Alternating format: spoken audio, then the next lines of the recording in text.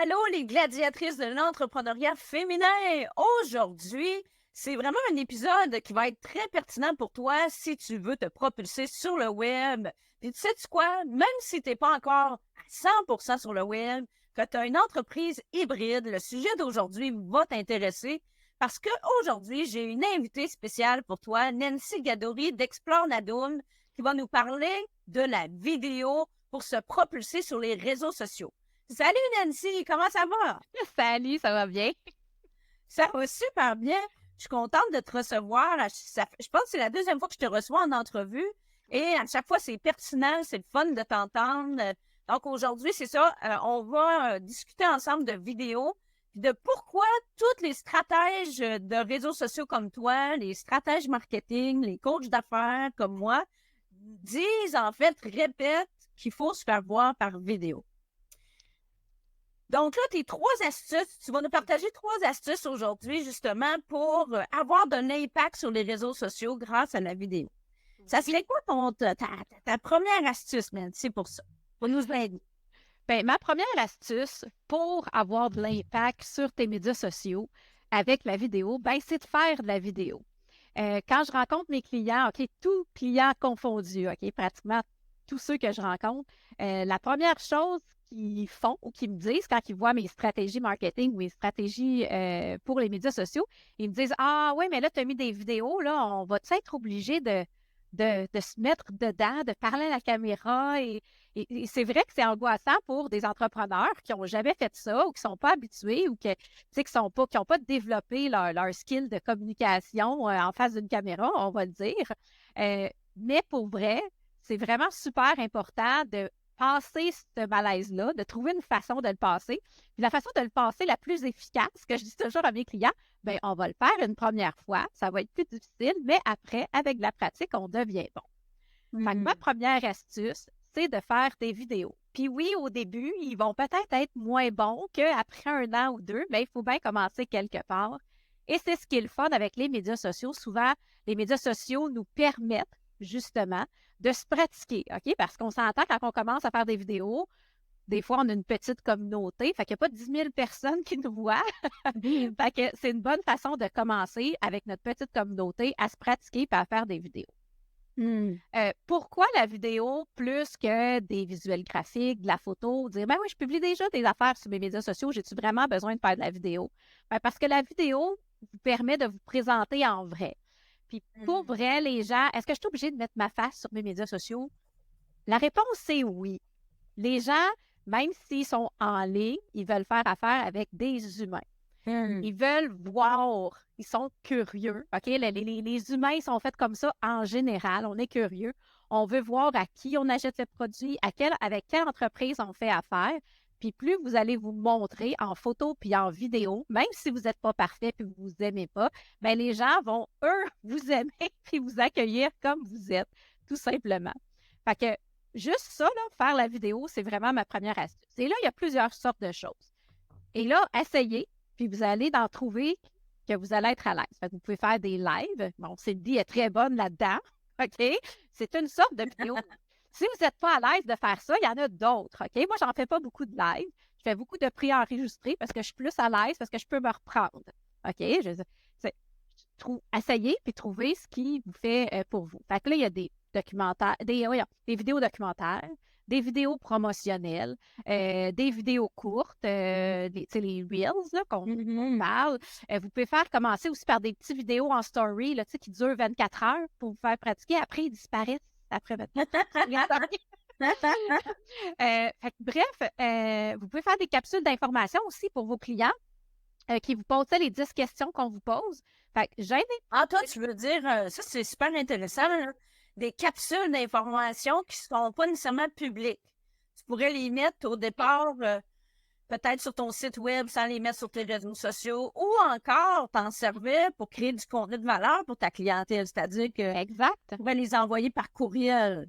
Fait que les questions les plus fréquemment posées, tu pourrais envoyer une pièce de contenu par semaine avec ces questions-là. Fait que ça, c'est super intéressant comme idée là, de contenu. Là. Je trouve ça vraiment une bonne idée. C'est une bonne façon de commencer aussi des capsules d'information comme ça parce que tes clients, ils te connaissent. Tu es un peu moins gêné d'envoyer ça à des gens que tu connais. remarqué peut-être que tu sais, monsieur, madame, tout le monde, que tu as peut-être des abonnés sur ta page que tu sais pas c'est qui va te regarder. Fait que bref, des fois, envoyer ça par courriel ou justement sur ton site web dans une zone réservée ou des YouTube non répertoriés que tu peux envoyer juste le lien à ton client pour y expliquer quelque chose dans ton service, un service après-vente. Fait que oui, c'est une façon aussi de les utiliser. Mhm. La force des vidéos, OK, puis ce que je dis à mes clients toujours, pourquoi il faut faire absolument des vidéos, c'est que la vidéo, c'est le seul format présentement qui est capable de transposer une émotion. OK, les gens, c'est sûr qu'en voyant une photo, ils vont faire comme ah oui, c'est cool.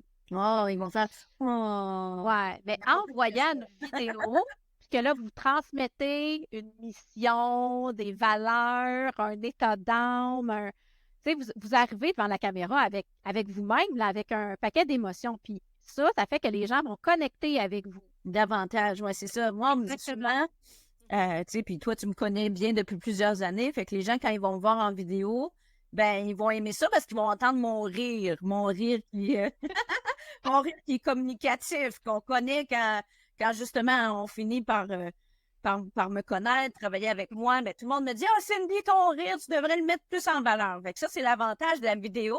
Oui. Parce que tu peux justement te mettre de l'avant en toute authenticité. Fait que moi, c'est ce que je trouve le fun avec la vidéo. Puis ce que tu as dit tantôt, moi, je le dis tout le temps à mes clients. Ça n'a pas besoin d'être parfait, ça a besoin d'être fait. Oui. Puis ce que je dis constamment aussi à mes enfants et à mes clientes, c'est dans l'action qu'on bâtit la confiance.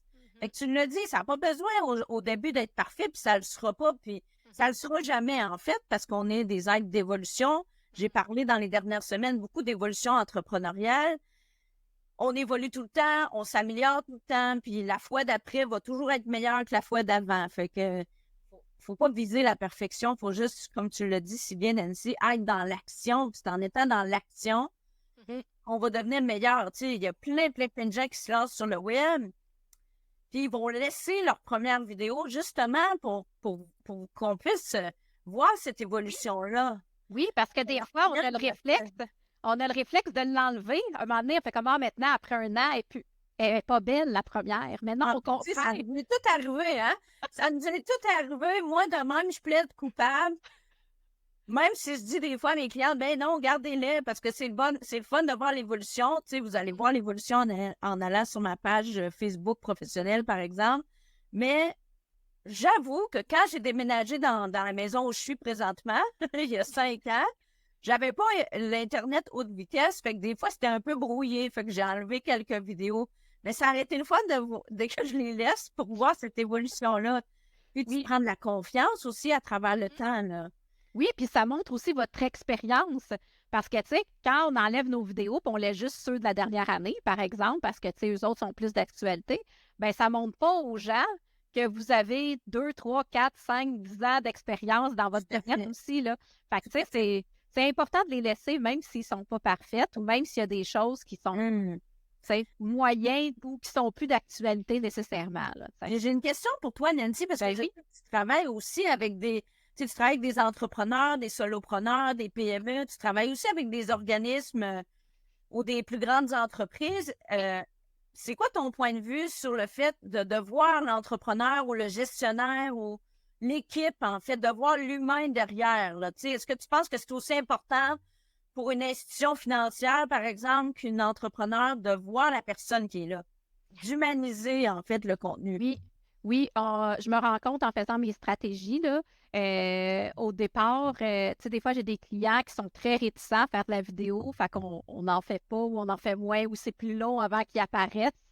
Et aussitôt qu'on met des photos des gens, des fois, juste en présentant l'équipe, c'est souvent les publications qui font les meilleures statistiques, on va dire, sont repartagées. Il y a plusieurs likes, il y a plusieurs commentaires. On ne s'en rend pas compte à quel point de voir un autre humain qui réussit ou à être présenté et tout ça, ça nous rejoint tous. Puis oui, tu sais, ben justement, je travaille avec des jardins beaucoup dans ma région. Puis eux, ce qu'ils nous font faire, c'est de la vidéo, évidemment. Puis c'est vraiment en lien avec toutes les actions communautaires que Desjardins pose dans la communauté. Tu sais, ils financent plusieurs événements dans la région. Fait qu'on fait des vidéos là-dessus. Puis ben, les gens qui ont reçu le financement ou qui ont une vidéo après pour leur événement sont super heureux. Mais c'est les vidéos qui font le plus, comment je pourrais dire, de mouvement sur les médias sociaux de Desjardins. Tu sais, des fois beaucoup plus qu'un publicitaire qui voudrait vendre quelque chose. Tu sais. Fait que, tu sais, c'est pas juste ton produit que tu vends, tu sais, quand tu es entrepreneur, hein, c'est aussi toi-même. Oui, tu sais, j'irais même jusqu'à dire que c'est non seulement tes produits et services que tu vends, mais c'est toi-même. Oui. C'est le facteur principal. Particulièrement si tu es solopreneur, si tu vends des services, les gens vont t'acheter parce qu'ils tripent sur toi. Tu sais, c'est un des facteurs essentiels en vente. Les gens vont connecter avec ta personnalité, avec la façon dont tu t'exprimes, avec tes valeurs, avec ton histoire, ton parcours, les études de cas que tu vas présenter. Puis tout ça, c'est bien plus... En fait, tu me corrigeras si je me trompe, mais il va y avoir souvent plus de vues et de partage, d'interaction si c'est fait en vidéo qu'en écrit. Oui, oui, souvent, oui. Les gens, comme je dis, sont capables de connecter avec la personne plus facilement qu'ils la voient en vidéo que si c'est juste écrit tout simplement. Là, fait que oui, souvent, les vidéos vont avoir plus d'impact sur les médias sociaux. Puis, tu sais, tout à l'heure, on parlait des émotions, mais ça revient un peu à ce que tu as dit. Tu sais, les gens, ils connectent avec toi. Puis, tu sais, c'est important de faire des vidéos, surtout quand on vend des services puis des produits, parce que les achats, on le sait, en théorie, ça devrait être logique. OK, on achète quelque chose, mais je suis sûre que vous pensez à ce que vous achetez au jour le jour, puis il y a beaucoup d'achats qui sont faits avec l'émotion. Tu sais, on achète ça parce que ça nous crée une émotion, parce qu'on veut vivre cette émotion-là, parce qu'on veut... Tu sais, c'est super important la vidéo parce que c'est vraiment le seul contenu, la seule format qui permet de vraiment générer une émotion directe. Fait que c'est sûr que ça va vous aider à vendre ensuite vos produits et vos services. Fait que, pas vrai, première astuce, faire des vidéos tout simplement. Essayez.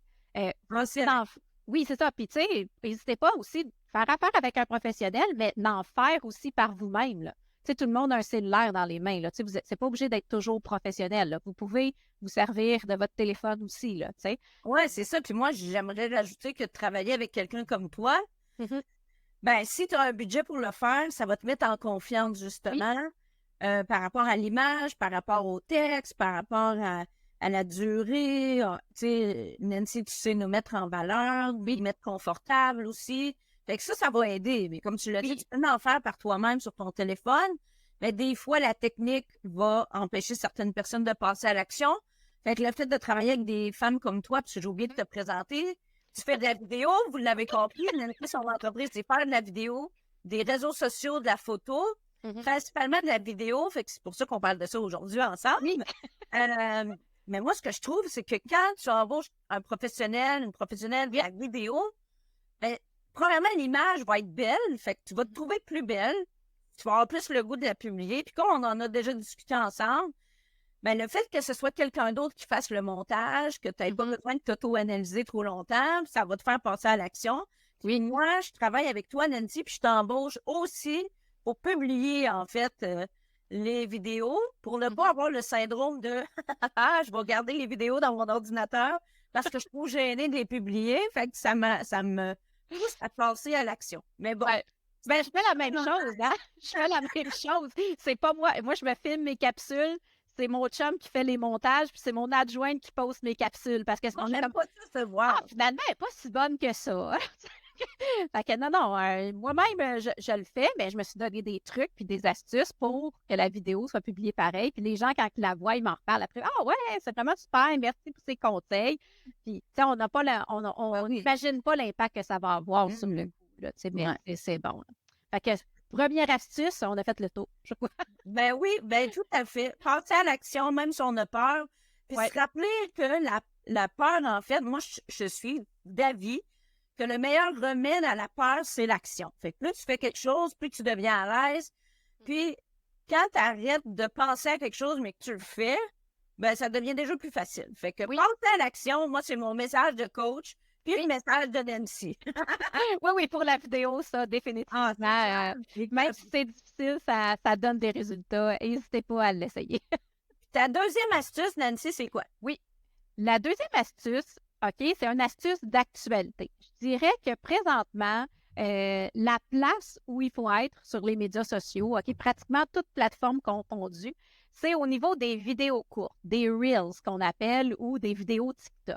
OK? Ce format de vidéo-là, qui est un format de vidéo courte, puis vidéo courte, je ne veux pas juste dire des 15-20 secondes. Je veux dire ça peut être des 1, 2, 3, 4 minutes.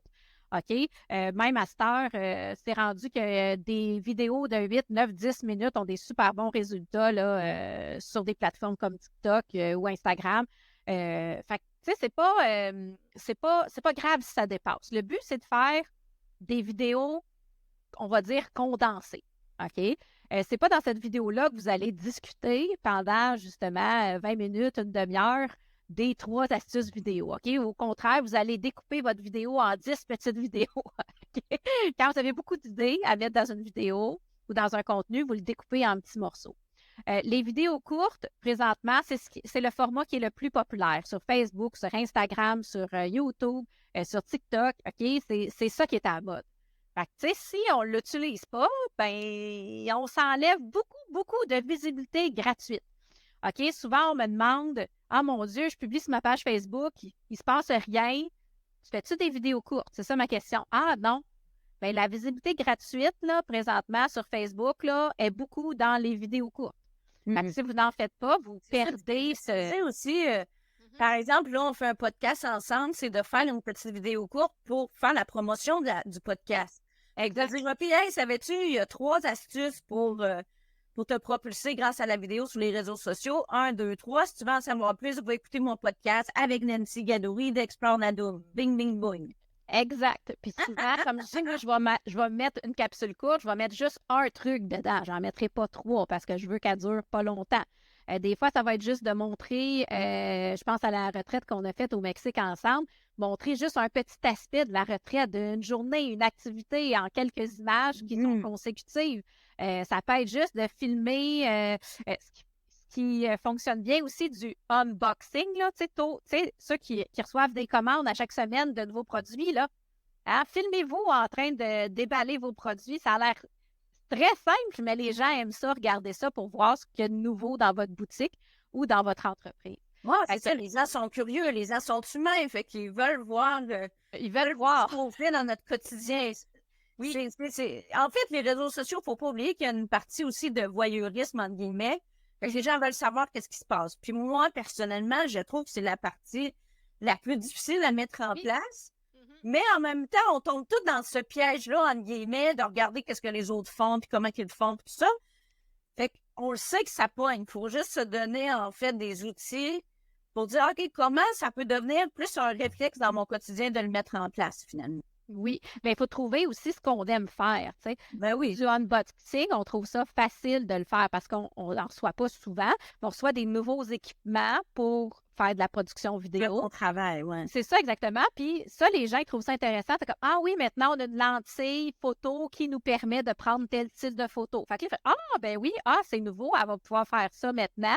Je vais l'appeler justement, j'ai besoin de ça. Fait que c'est la raison pour qu'on fait ça. C'est pas compliqué puis ça se fait bien. On le fait aussi dans le cadre de voyage. Nous, on voyage beaucoup avec notre entreprise. Fait qu'on fait des vidéos courts à toutes les fois qu'on part en voyage. Nous, c'est ça qu'on est à l'aise de faire. Fait que c'est ça qu'on fait. Il faut juste vous trouviez votre créneau, tout simplement. Mais les vidéos courtes, c'est ça qui vous donne de la visibilité aussi gratuite, puis c'est ça qui est à la mode. Fait que pour vrai... À quelle fréquence tu conseilles de faire des vidéos courtes, Nancy? Écoute, il n'y a pas de bonne ou de mauvaise fréquence, OK? Moi, c'est sûr que je suggère au minimum une vidéo courte par mois. Mais ça, c'est vraiment minimum quand on commence puis on n'est pas habitué, OK? Mais idéalement, moi, tu sais, je me dis, un entrepreneur qui veut faire prospérer sa business, il faut qu'il publie au moins une vidéo par semaine. OK? Ça n'a pas besoin d'être toujours une vidéo super longue, là, tu sais, mais ça peut être 4 vidéos courtes, là, tu sais. Mais je pense que ça prend un bon rythme pour tenir les gens informés de ce qu'on fait, inspirés, bref, ce que vous voulez, ce que vous avez comme mission. Là. On s'entend que vos vidéos, il faut qu'ils reflètent ce que vous voulez faire ressentir aux gens. Mais je pense que, tu sais, mais il y a des exigences des plateformes après ça, tu sais. Je sais que, par exemple, TikTok, il propose de 3 à 9 vidéos par semaine pour entretenir ton algorithme comme il faut. On s'entend qu'entrepreneur, là, 3 à 9 vidéos par semaine, il faut que tu aimes ça beaucoup. Bon, ouais, on n'a pas rien à faire, là. Oui, c'est ça. On n'a pas juste ça à faire. Fait que c'est pour ça qu'il n'y a pas. Vidéo, là. Ça- C'est intense, moi, je trouve. Même moi qui fais de la vidéo, je trouve ça trop intense, OK? Fait que c'est pour ça, moi, mon chiffre idéal, c'est 2 à 4 vidéos par mois, OK? OK. Mais, tu sais, c'est vraiment un idéal, là. Tu sais, peut-être qu'au début, vous n'avez pas besoin de ça, là. Mais je pense que dans un roulement d'entreprise, une entreprise qui roule, 2 à 4 vidéos, ça peut être bien. Mais là, ça peut être un live, 2 vidéos courtes, puis une vidéo professionnelle publicitaire, là. C'est pas obligé d'être toute la même affaire. Fait que, tu sais, osciller entre les types de vidéos. Super, merci. Ouais. Puis ta troisième astuce, ça serait quoi pour se propulser sur les réseaux avec la vidéo? Ben la troisième astuce n'est pas compliquée, mais tout le monde l'oublie tout le temps. OK? Dans ton vidéo, il faut toujours qu'il y ait un call to action. OK? On ne fait pas de la vidéo, on est des entrepreneurs, là, on ne fait pas de la vidéo pour rien ou pour juste jaser, là. Quand on fait de la vidéo, c'est parce qu'on veut soit transmettre des informations par rapport à nos services, on veut vendre un service. Fait à la fin de chaque vidéo, il faut que vous mettiez un call to action. Un coup que la personne, elle regarde, soit vous pouvez en parler dès le début, là, OK, cette vidéo-là est pour vous présenter tel service. Ça se peut que ça soit ça. Mais n'oubliez pas de relier votre vidéo à un service. Puis encore mieux, dans votre description, OK, parce qu'il y a beaucoup de gens qui publient des vidéos sans jamais mettre de description. Mettez un lien vers votre Calendly pour prendre une rencontre en ligne, votre numéro de téléphone, un lien vers le formulaire à remplir sur votre site web. Bref, c'est quoi le service que vous voulez vendre ou le produit que vous voulez vendre avec votre vidéo? Fait que la troisième astuce, c'est vraiment ça. C'est pas plus compliqué que ça. Faites juste un call to action. Oui, on va mettre un lien derrière le contenu. Oui, ça. Exactement. Fait que ayez une intention, puis écrivez-le clairement. Plein de monde font comme, ben, ouais, ils vont m'écrire sur Messenger ou ils vont trouver mon numéro de téléphone s'ils ont besoin. Oui, mais non, les gens sont paresseux, OK? Ils veulent faire ça soit accessible rapidement parce que la personne, tu l'as dit tantôt, on achète par l'émotion. Oui. Fait qu'à partir du moment que tu dis, ah oui, c'est vrai, je vais appeler Nancy pour faire une vidéo, ben, si le contact est là pour prendre rendez-vous, le numéro de téléphone, ben, tu le fais tout de suite. Sinon, si c'est difficilement accessible, tu vas peut-être reporter ça à plus tard. Donc, ton client, tu veux qu'il puisse acheter le produit, prendre rendez-vous avec toi, réserver une séance gratuite pour te connaître tout de suite. Il faut que ça soit facile parce que tu achètes à ta propre expérience. Y a-tu quelque chose de plus tannant que j'aimerais ça en savoir plus sur cette personne-là, mais là, j'arrive pas à savoir c'est quoi son numéro, prendre rendez-vous, c'est compliqué, il n'y a pas de disponibilité dans son calendrier. Fait que il faut vraiment être prêt, finalement, à avoir un appel à l'action qui fonctionne. Il faut que le processus pour prendre rendez-vous ou pour acheter soit clair. Facile, tu sais, puis vous pouvez osciller, là, parce qu'il y a des gens qui sont plus téléphone, puis il y a des gens qui sont plus rencontres en ligne, puis il y a des gens...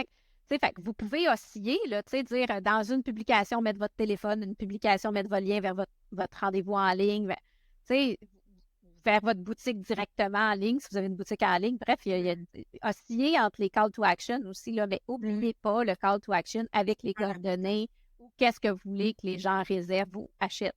Super important. Fait que c'est vraiment ma dernière astuce. Est-ce que tu mets un call to action vraiment à chacune des vidéos?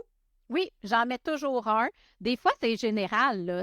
Des fois, c'est comme, OK, tu veux en savoir plus, prenez une rencontre découverte avec moi, là. Ou, vous pouvez visiter mon site Internet ou mes prix sont pas une base spécifique d'un programme ou d'un Non, pas nécessairement, mais il faut quand même qu'il y ait un lien vers quelque chose que vous voulez vendre. Fait que ça se peut que cette vidéo-là, elle serve à vendre rien en particulier, mais vous voulez quand même que vos clients en apprennent plus sur vos services. Fait que, par exemple, qu'ils cliquent sur votre site web vers une page en particulier.